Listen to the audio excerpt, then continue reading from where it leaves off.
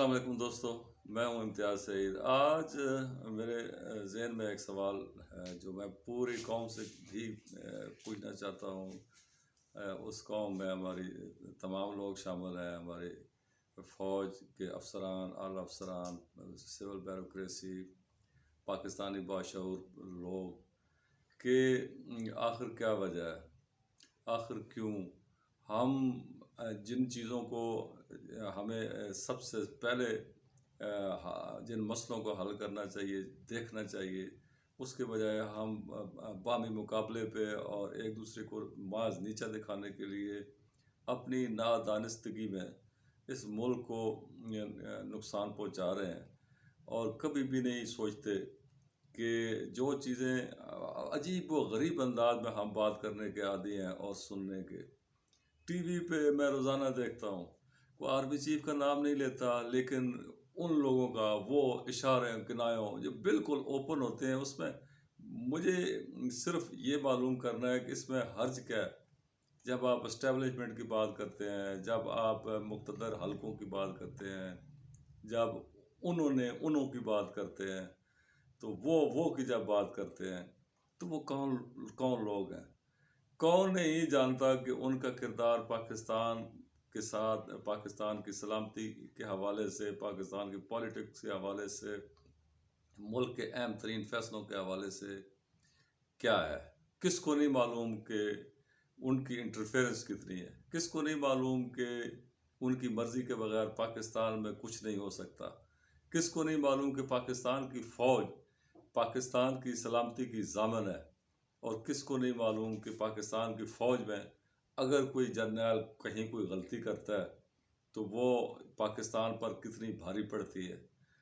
लेकिन उसको अपोज करने वाला, उसको रोकने वाला आज तक ये कोई ऐसा निज़ाम नहीं है, कोई अदालत नहीं है। अब तक तो ये भी होता रहा है कि अदालतें भी जनरल्स के कहने पे, फ़ौज के कहने पे अपने फ़ैसले बदलती रही हैं, लोगों को सज़ाएँ देती रही हैं। पाकिस्तान की ये तारीख़ है और पाकिस्तान की पार्टियों को बनाती रही हैं, तोड़ती रही हैं।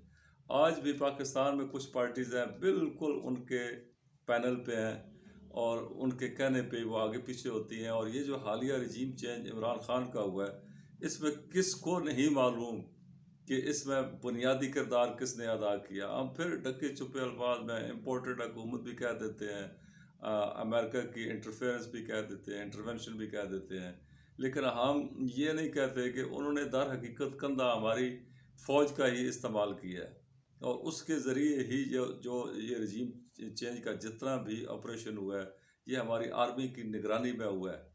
तो जिन्होंने ये सब कुछ किया है, हमारे दिमाग और दिल क्यों ये मानने के लिए तैयार नहीं है कि हमें पता भी है और हम नाम भी नहीं लेते।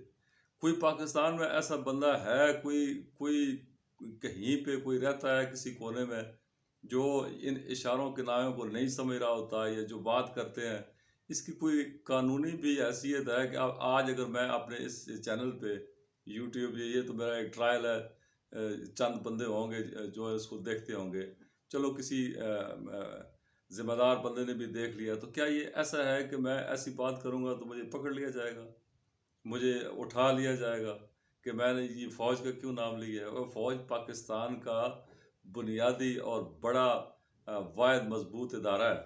उसके हवाले से जब हम बात करते हैं तो ये हमें सोचना चाहिए कि इशारों के नायों के बजाय हम खुल के बात करें। और क्यों ना ये अपने बच्चों तक भी ये बात हमें, वो जब पूछते हैं कि ये इसका एस्टेब्लिशमेंट का या उनका क्या मतलब है, ये किसने ये सब कुछ किया है, कौन पाकिस्तान को सियासी तौर पे अदम इस्तेकाम का शिकार कर रहा है और उससे उसको हासिल क्या होगा। तो इन चीज़ों के जवाब तो पाकिस्तानियों को मिलने चाहिए। और चूंकि इस वक्त इमरान खान की मूवमेंट बाई चांस ये जो उलट हुआ है, जो ऑपरेशन हुआ है, उसके एक बिल्कुल मुतज़ाद चला गया ये सारा कुछ सियासी खेल। तो उसमें इमरान खान एक बहुत बड़े फातह होके, बहुत ज़्यादा मजबूत होके उससे निकले हैं। तो अब पाकिस्तान की पॉलिटिक्स जो है सिर्फ और सिर्फ इमरान खान के इर्द गिर्द घूम रही है। और आज मेरा एक सवाल ये भी है कि इस कौम को क्यों नहीं मालूम कि नवाज शरीफ एंड कंपनी और ये जो जरदारी पाकिस्तान को लूट लूट लूट के इन्होंने लूटा हुआ है। और अब जितने ये झूठ बोल रहे हैं, पाकिस्तानियों के पास सच ये है कि कोई चॉइस ही नहीं इमरान खान के बगैर।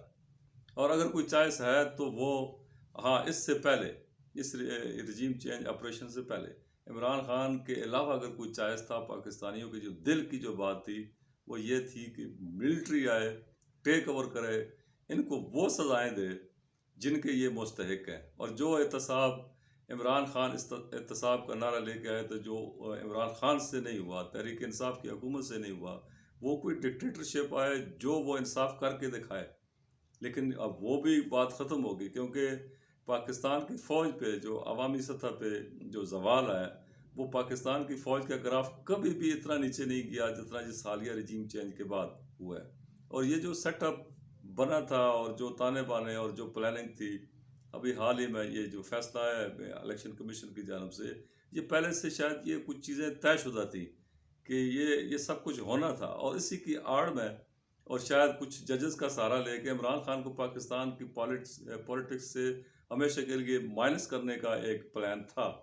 लेकिन चूंकि अब वो पिट चुका है, फिलहाल हो चुका है और अब गेम इमरान खान के हाथ में है, तो अब ये समझने की ज़रूरत है कि पाकिस्तान में माजी करीब में जो कुछ हुआ है, नवाज शरीफ जिस तरह जेल से बाहर पहुंच गए हैं, तो वो कौन सी ताकतें थी कि नवाज शरीफ को, इतने बड़े मुजरम को जो इन्होंने जेल से उठा के लंदन में उनके उन फ्लैट्स में पहुंचा दिया है जो पाकिस्तान के कौमी ख़जाने को लूट लूट कर बनाए गए। तो कोई तो था। क्या ये सारे लोग इतने बेवकूफ़ थे? ये निज़ाम को धोखा, आवाम को धोखा, अदालतों को धोखा, पाकिस्तान के जितने भी इदारे हैं वो क्या इस कदर बेबस ऐसे मुमकिन है? या तो ये एक कैपेबिलिटी पाकिस्तान की आर्मी पे ये बहुत बड़ा सवालिया निशान है कि हमारे जो इदारे हैं इनकी कारकर्दगी और इदारे जो है वो पाकिस्तान की जो मिलिट्री इस्टेब्लिशमेंट है उसके नीचे ही काम कर रहे हैं। तो ये फिर उसकी नाअहली या नाकामी है कि इतना बड़ा क्रिमिनल जो है वो धोखा दे के वो चला गया, वहाँ पे बैठ के नहीं, ऐसा नहीं हुआ, उसको बाकायदा भेजा गया। और कौन सी क़यामत आ जाती जी कि अगर नवाज शरीफ को लटका भी देते आप तो क्या हो जाना था, या ये जरदारी को पकड़ लें तो क्या हो जाता। ये सब बहाने हैं, टोटके हैं, कोई सिंध कार्ड, कोई पंजाब कार्ड, कुछ ऐसा नहीं होने वाला। यहाँ ये वो मुल्क है जिसमें जुल्फ़िकार अली भुट्टो को फांसी दे दी, कि बहुत मकबूल तरीन उस ज़माने के, बहुत थोड़े अरसे में उन्होंने जो मकबूलियत की महराज कुछ हुआ था, और जितना वालिहाना इश्क और प्यार करते थे लोग भुट्टो से, तो उसको जब फांसी हुई तो कोई चिड़ी भी पार नहीं मार सकी और कुछ नहीं हुआ। तो इनको, इन लुटेरों को, जो इस दौर में ये 2022 है, यहाँ पे अब कौन है जो बाहर आके जो है इनके लिए लड़ेगा और मरेगा? और क्या अब ये नारा लगेगा कि कितने नवाज शरीफ मारोगे, हर घर से शरीफ निकलेगा? हर घर से शरीफ नहीं निकलेगा, हर घर से एक इनकलाबी पाकिस्तान से मोहब्बत करने वाला वो नौजवान निकलेगा जिसकी ये शदीद तरीन ख्वाहिश है कि इन लुटेरों को पाबंद सलासल किया जाए, इनको इनके मंतकी अंजाम तक पहुंचाया जाए और पाकिस्तान को उसकी सही मंजिल पर पहुंचाया जाए। और जो भी सिपह सालार हैं, जो भी इस मुल्क को लीड कर रहे हैं, जिनके हाथ में छड़ी है, पावर है, ताकत है, वो अपनी ताकत का सही इस्तेमाल करें। और किसको नहीं मालूम कि ये वो कौन लोग हैं जिनके हाथ में पाकिस्तान और पाकिस्तानियों की तकदीर है। आज की बात बस इतनी।